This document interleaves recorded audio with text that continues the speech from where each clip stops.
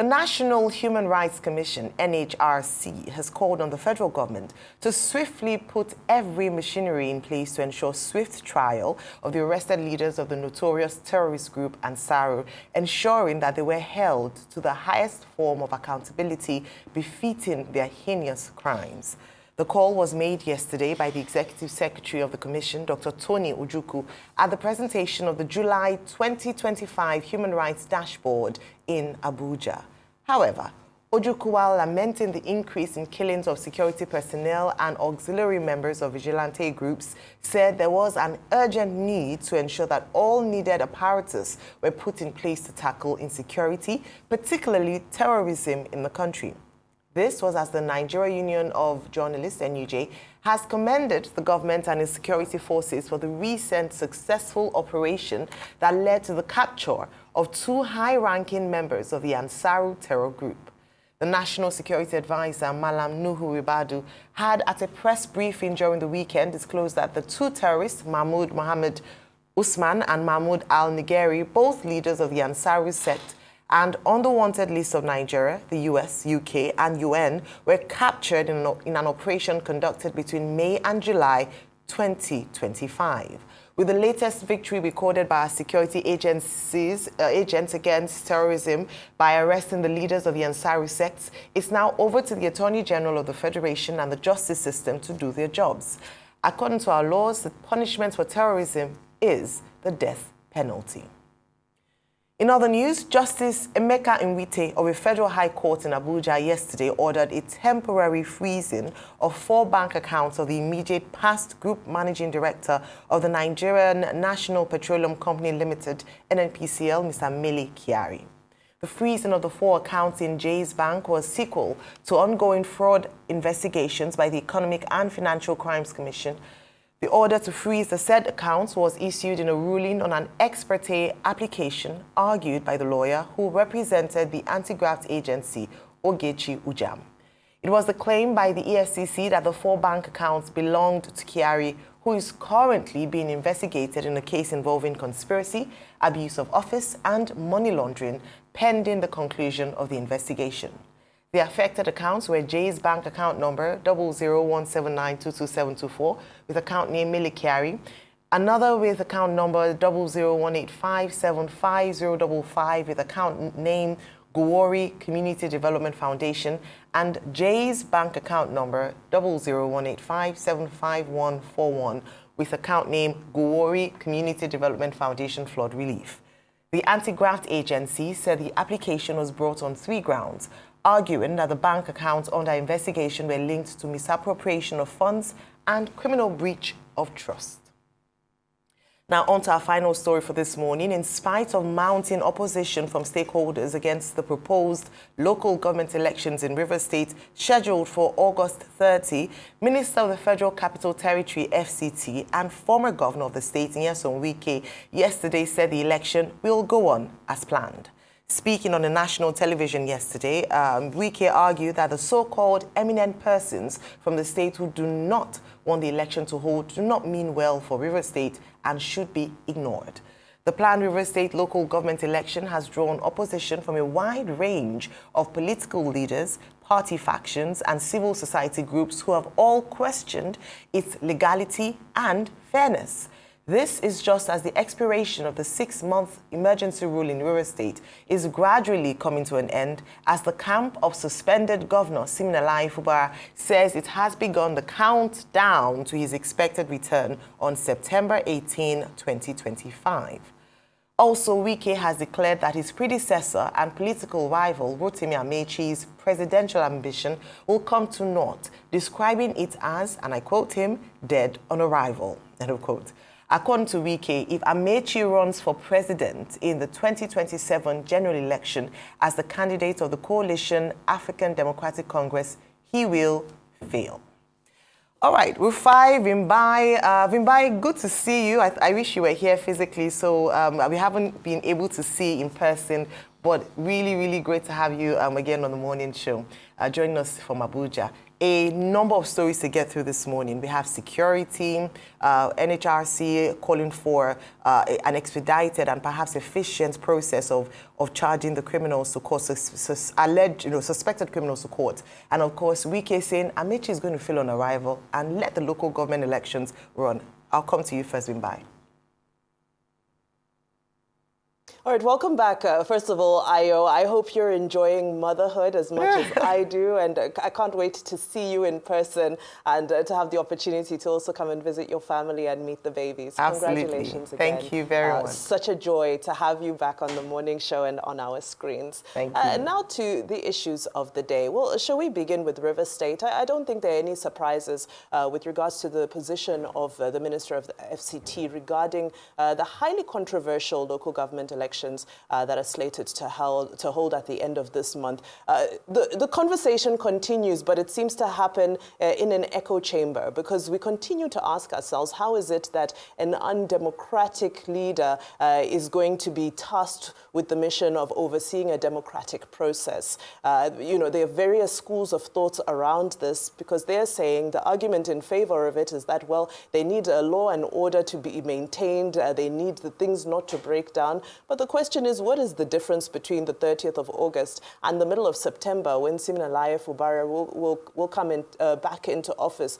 all things being equal? Important for us to say all things being equal. However, having said that, when we look at the peace agreement that had been fostered between all parties involved by President Bola Tinubu last year, all of the items on that agreement that were supposed to have been said to be a prescription to hold the peace in Rivers State that were later reneged on, if you look carefully at each of the line items, they've been implemented in the absence of Siminalayi Fubara. And the last of those items, of course, because remember there was the withdrawal of court cases, there was a number of things, the last of which is the local government chairman. And now in this instance, Siminalayi Fubara is going to have to come into a space where he, in essence, doesn't have any rapport with his local governments. Some people might say this is a positive development, because we've always complained about this relationship, this almost parentified relationship between governors and the local governments. However, on the contrary to that, people are saying that as much as it's not enshrined in the Constitution that the governor has an active role in local government elections, we would have expected him to be on seat and at least to have played a role in the selection of the Rivers State Independent Electoral Council. If you remember, there are also controversies around the fact that the head of that is not an indigene of Rivers State. However, the countdown is on to August 30th, and we'll see, because they say this is supposed to be a prescription for a lawful and peaceful conduction of local government elections. We'll see what transpires on the 30th of August.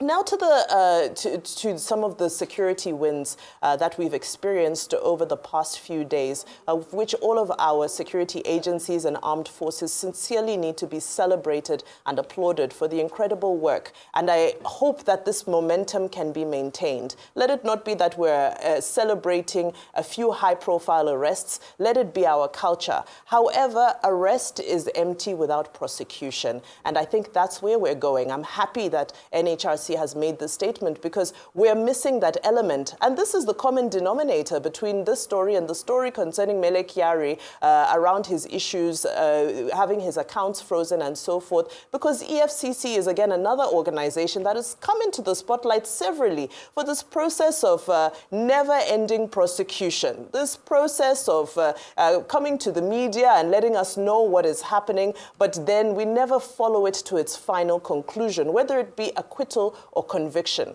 However, in the case of the terrorists that have been arrested, if you remember, there were the Group 5 that were also arrested concerning the Owo massacre in Ondo State. And the DSS has had to make a statement to say that the Federal High Court that in Abuja that's responsible for their prosecution should ensure they deny them bail. And I think this is an unfortunate development, because it baffles me that we're in an environment where bail would even be considered for people who've committed such heinous crimes. However, having said that, the spotlight is on the judiciary. Another issue here on how we're dealing with our terrorists, with those who are arrested on charges of terrorism, as highlighted in the story, is the fact that the IOM is praising our Operation Safe Corridor. Now, Operation Safe Corridor is the operation that rehabilitates and converts Boko Haram, repentant Boko Haram members. So, in this process, I think there should be mounting public pressure to say, well, what is really the accountability process of this rehabilitation? These Al-Qaeda terrorists who have been arrested, are they in line for that? Is this a culture that we're really ready to imbibe? Oh yes, it's done in Saudi Arabia. I believe they have the Prince Mohammed bin Nayef Center for Counseling and Care, Iraq, Morocco, and so forth. But genuinely speaking, given the overwhelming challenges that we have with insecurity and the fact that we're still struggling to deal with the root causes, is this the approach that we should really be embracing with regards to ensuring that we tackle terrorism? Prosecution, whether it be for terrorists, let them be convicted and let them face the most extreme punishment possible. Very important, because if we don't do that, there's no aversion to others joining and repeating the act. Same goes for EFCC and all crimes, allegations around corruption and so forth. Let it be more than this media trial that we've seen the culture, continue to happen over the years. Let's see the convictions. Let's see the acquittals. All right, let's see the convictions. Let's see the acquittals. Rufai, your take on these stories. We look at security, also looking at, of course, Minister of FCT. Yes, okay. On Wike. Let me start with Wike and Rivers. I think when the story of democracy will be written in this country many years to come, we'll ask questions about what the court did. Today, my challenge is to the Supreme Court of Nigeria. Many PDP governors filed a case against the state of emergency and a sole administrator. Why have the Supreme Court not heard that case?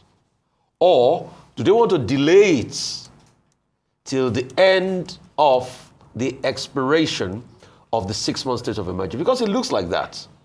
Since that case has been filed, the Supreme Court have not heard that case. Because if the Supreme Court does not hear a case like that, we will not be able to determine if the aberration of the state of emergency was right.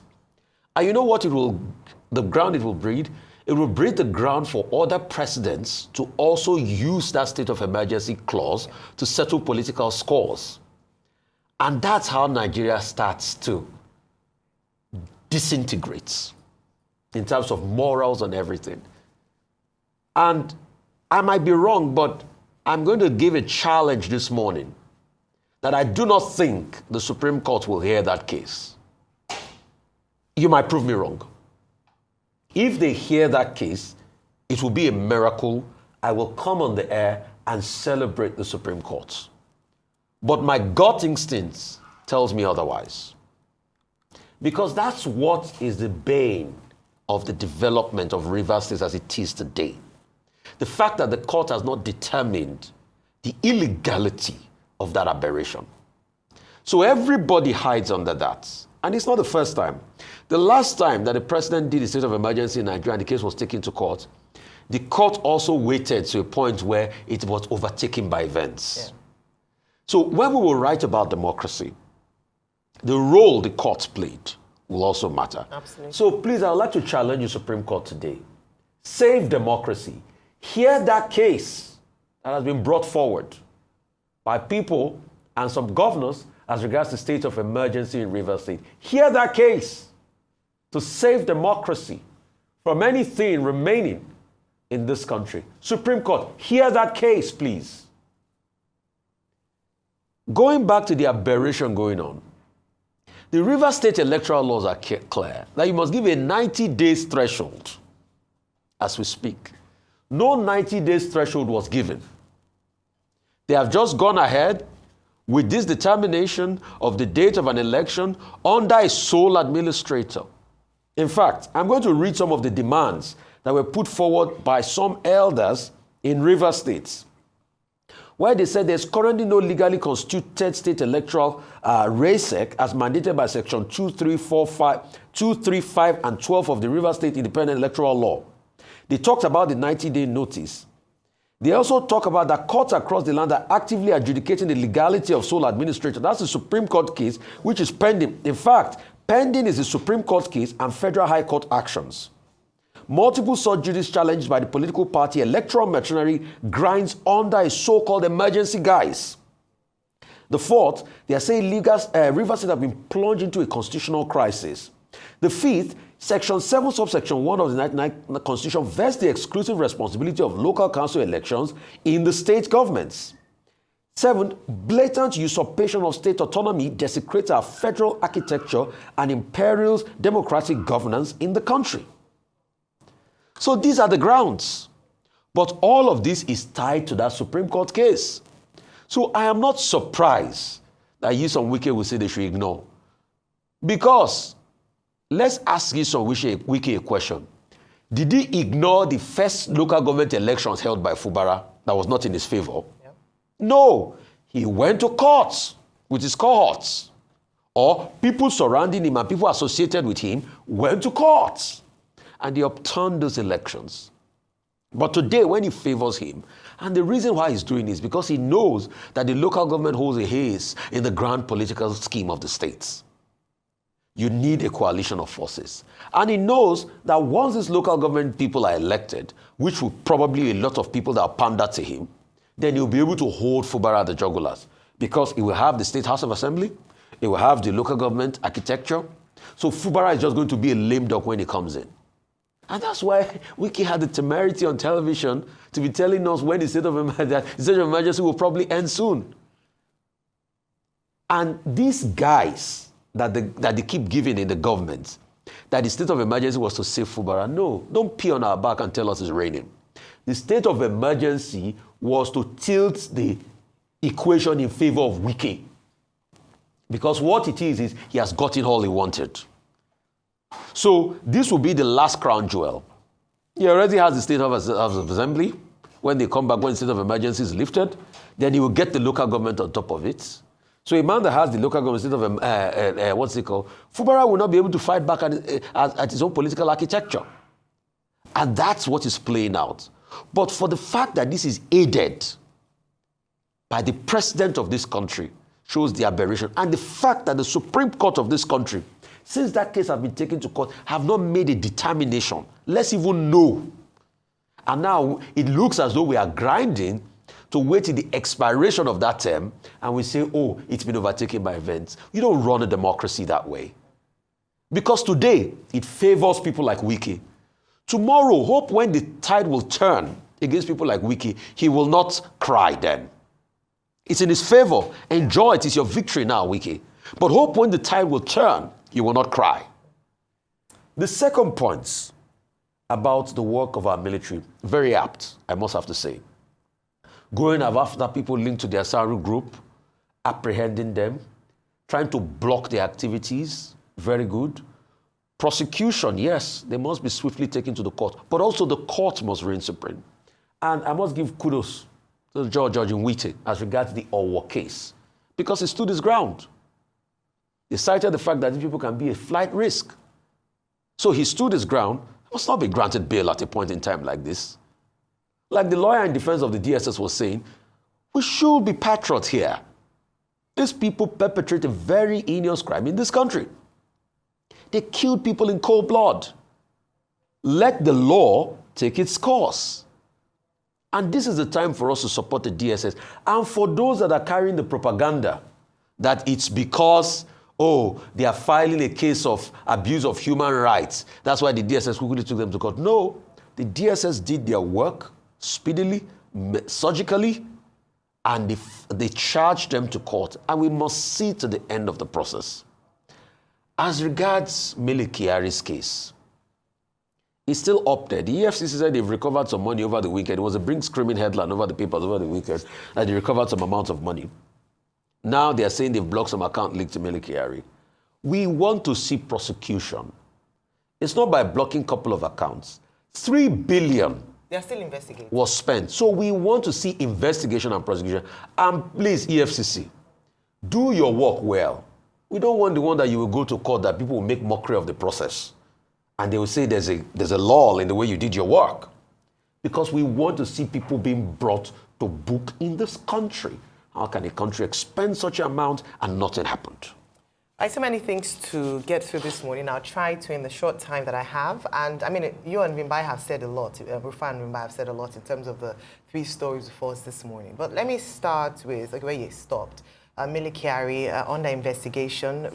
I mentioned earlier on Jay's Bank. There were 4 accounts linked to him, 1 in his name, the others in the name of a foundation, which on further investigation revealed that some family members were fronting for him, allegedly, until at least the conclusion of that investigation. And the EFCC approached the courts. Interestingly, it's Justice Iwite who granted that order to freeze his account. To freeze his account so they can investigate further and dig deeper. But as has been said, if the EFCC investigates and gives us these big headlines around who they've apprehended, who they are questioning, who they suspect, but we do not see actual consequence or in terms of a follow-through to this issue, then we'll continue to be in the same position we've always been with regards to corruption, whereby there's a lot of show and noise around it, but not actual convictions, which Nigerians want to see. We want to see high-profile convictions.